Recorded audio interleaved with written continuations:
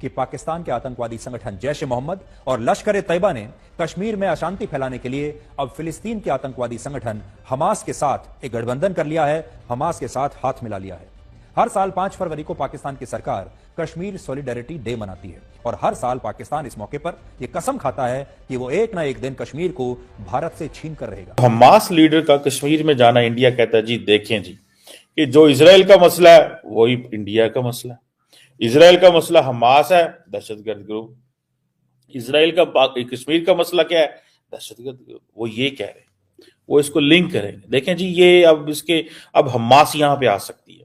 हालांकि माजी में तो ऐसा कोई इंस्टेंस नहीं है कि हमास की और कश्मीरी मुजाहिदीन की आपस में किसी किस्म की कोई लिंक हो, कि इससे या तो उठ जाएंगे या फिर यहां से आप खत्म हो जाएंगे। और देखें, नेशनलिज्म के बगैर कौमें राइज नहीं करती। जी मजा, नेशनलिज्म के बगैर कौमें सर्वाइव नहीं करती। हमारे तो हर बच्चे पाकिस्तानियों को पता ही नहीं नेशनलिज्म चीज क्या है। 77 ईयर्स हो गए जिनको अभी तक आइडेंटिटी क्राइसिस है, जिनको अभी तक पता ही नहीं कि हम कौन है। सुबह उठते हैं अरबी बन जाते हैं, शाम को पठान बन जाते हैं, सोने से पहले जो कुछ और बन जाते हैं, पता ही नहीं। सर, ये मुझे एक चीज समझ नहीं है सर इसमें। बेसिकली गाजा को जिस तरीके से इजराइल ने मारा है, पार्किंग लॉट बना दिया पूरे गाजा को सर, भयंकर मारा है, मैदान बना दिया, सफाचट कर दिया। लेकिन अभी भी हमास उस तरीके से सरेंडर नहीं कर रहा जिस तरीके से एक होता है ना, हथियार डाल दिया कि नहीं लड़ पाएंगे। अरे तुम्हें पता है मेरे सर के ऊपर से यहां से बाल उड़े ना, उसको मैं गाजा कहता हूं। अब हुआ ये है कि हमास के स्पोक्स पर्सन आए हुए हैं पाकिस्तान। बहरहाल ये जो इंडिया अब इसको लिंक कर रहा है कि पाकिस्तान ऑक्यूपाइड कश्मीर में कुछ बड़ा होने वाला है। हमास, जी हां, फिलिस्तीनी संगठन हमास पीओके में एंट्री करेगा और पाकिस्तान के आतंकवादी संगठनों के साथ हमास के लोग भी खड़े होंगे। विजुअल सामने आ चुके हैं। अजीब बात है, देखिए, भारत में होती है बड़े बड़े समिट्स, हम लोग G20 होस्ट करते हैं और वेरियस और मीटिंग्स होस्ट करते हैं।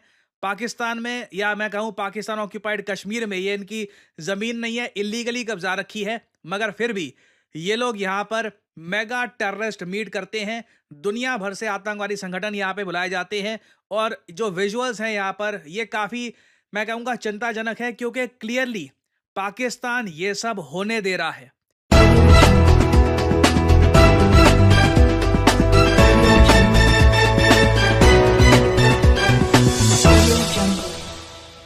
ये सारा इवेंट, जिसकी मैं आपको वीडियो भी दिखाऊंगा, इसके पर्चे बांटे गए हैं। कई महीनों से पाकिस्तान में कई ग्रुप्स इसकी एडवर्टीजमेंट कर रहे थे।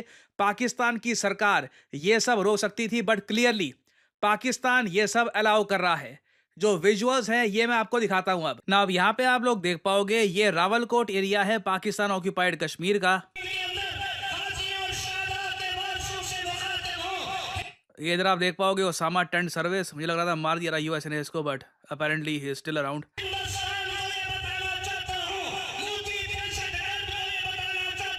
यहाँ पे आप देख पाओगे ये लोग फिलिस्तीनी झंडे, इधर यहाँ पे आपको दिख जाएगा, यहाँ पे ये फिलिस्तीन का झंडा लहराया जा रहा है। जो कश्मीर का झंडा जो अब कोई यूज नहीं करता, ये लहरा रहे हैं, पाकिस्तान के झंडे लहरा रहे हैं। और हमास के रिप्रेजेंटेटिव्स यहाँ पर आ रखे थे। पाकिस्तानी आतंकवादी संगठनों के जो कई लीडर थे यहाँ पर, चाहे LET का हो, जी हाँ, चाहे जैश ए मोहम्मद हो, लश्कर ए तैयबा हो, दोनों के लीडर यहाँ पर थे। और चिंता की बात यहाँ पर यह है कि ये इन्होंने बड़े स्केल पर किया है, बाइक्स लेकर घूमे हैं, झंडे लहराए हैं पीओके में। और हमास को देखिए, आज के समय ये चिंता होनी चाहिए कि डोनाल्ड ट्रंप ने रिसेंटली ये कहा है कि गाजा को बिल्कुल समतल कर देंगे, खाली कर देंगे, जो आबादी है वहां पर गाजा की उसको निकाल देंगे, जॉर्डन या फिर कहीं और शिफ्ट कर देंगे ऑल टुगेदर, और फिर यूएस कब्जा लेगा गाजा को। इनको उसकी चिंता नहीं है। इनके रिप्रेजेंटेटिव्स यहाँ पे पाकिस्तान ऑक्यूपाइड कश्मीर में आ रखे हैं और ये लोग जो इंडिया को धमकियां दे रहे हैं, इंडियन गवर्नमेंट को धमकियां दे रहे हैं, उनके साथ आकर हमास के ऑफिशियल्स खड़े हैं। और इधर आप देख पाओगे ये आतंकवादी ग्रुप्स ने जो भी अपने यहाँ पे स्पीच वगैरह दिए, उसके बाद कुछ एक्स्ट्रा करिकुलर एक्टिविटीज़ में भी पार्टिसिपेट किया। यहाँ पे आप देख पाओगे झंडे वगैरह बहुत सारे आपको पीछे फिलिस्तीन के झंडे दिख जाएंगे, हमास के झंडे हैं, उसके अलावा जो ये कश्मीर के झंडे हैं ये लहराए जा रहे हैं यहाँ पर। सो क्लियरली ये ग्रैंड स्केल पर हुआ है और ऐसा नहीं है कि पाकिस्तान की गवर्नमेंट को इसके बारे में कुछ पता नहीं है। Obviously they know about it. Pakistan की गवर्नमेंट ने पीओके जो एरिया कब्जा रखा है, वहां पे इन लोगों ने एक पपेट प्राइम मिनिस्टर भी बिठाया है। वो पपेट प्राइम मिनिस्टर रिसेंटली ये बोलता है कि अगर इंडिया जो भी कर रहा है ये हमारे साइड के कश्मीर में, अगर वो नहीं रुकता तो पाकिस्तान कुछ कर बैठेगा और कुछ line of actual control cross हो जाएगी। ऐसी धमकियां दी है शहबाज शरीफ के सामने बैठकर। और ये बात पाकिस्तान का जो मीडिया अब हुआ ये है कि हमास के स्पोक्स पर्सन आए हुए हैं पाकिस्तान। बहरहाल ये जो इंडिया अब इसको लिंक कर रहा है, इंडिया कह रहा है जी कि देखिए जनाब, जो हमास लीडरशिप है देखें वो तो पाकिस्तान में बैठी हुई है, वो तो कश्मीर में गई है, वो तो वहां पे कर रहे हैं, प्रोटेस्ट कर रहे हैं, वो तो बातें कर रहे हैं। तो ये बेसिकली पाकिस्तान का और हमास का आपस में कनेक्शन है। और देखें जनाब, हमास का मौजूद होना कश्मीर के अंदर और वहां पे जाके 5 फरवरी को कश्मीर सॉलिडारिटी डे मनाना, ये बेसिकली देखें जनाब, ये कीजिए। अब देखें क्वेश्चन क्या है, जरा थोड़ा क्वेश्चन समझने की जरूरत है। हमास लीडर का कश्मीर में जाना, इंडिया कहता है जी देखें जी कि जो इजराइल का मसला है वही इंडिया का मसला है। इजराइल का मसला हमास है, दहशतगर्द ग्रुप। इजराइल का कश्मीर का मसला क्या है, दहशतगर्द ग्रुप। वो ये कह रहे हैं, वो इसको लिंक करेंगे। देखें जी, ये अब हमास यहाँ पे आ सकती है। हालांकि माजी में तो ऐसा कोई इंस्टेंस नहीं है कि हमास की और कश्मीरी मुजाहिदीन की आपस में किसी किस्म की कोई लिंक हो, कोई ऐसी इंस्टेंस नहीं है, ठीक है ना जनाब, कोई ऐसा लिंक नहीं है, कोई ऐसी बात नहीं है, लेकिन कोई ऐसा चक्कर नहीं है, ठीक है जी। लेकिन जिस चीज को अगर देखा जाए तो ये जरूर है कि जो कश्मीरी है वो कहते हैं कि देखिए हमारे साथ भी जुल्म हो रहा है, उधर से फलस्तीनी कहते हैं हमारे साथ भी जुल्म हो रहा है। तो ये आपस में, हालांकि मेरे पूरे का पूरा अपना जो पीएचडी का थीसिस था वो मैंने इस चीज पे लिखा था कि ये जितनी भी इस्लामिस्ट मूवमेंट्स हैं या जो इस्लामिस्ट कनेक्शंस हैं, इनके तमाम के जो ट्रांसनेशनल ये जो कनेक्शंस हैं ये खत्म हो गए। ये ट्रांसनेशनल कनेक्शन जो हैं ये खत्म हो गए आफ्टर 9/11। और उसकी वजह यही है, ट्रांसनेशनल कनेक्शंस का खत्म होने की जो वजह है वो यही है कि because there is no appetite for such kind of movements and struggle after 9/11 because the entire global order has changed. ठीक है, जैसे मैं बार बार कहता हूं कि the India realized after 9/11 how to build the case for Kashmir. India को तो 9/11 के बाद पता चला कि कश्मीर के केस को बिल्ड कैसे करना है। ये जो सारी की सारी स्ट्रगल थी, लिंक्ड इट विद टेररिज्म।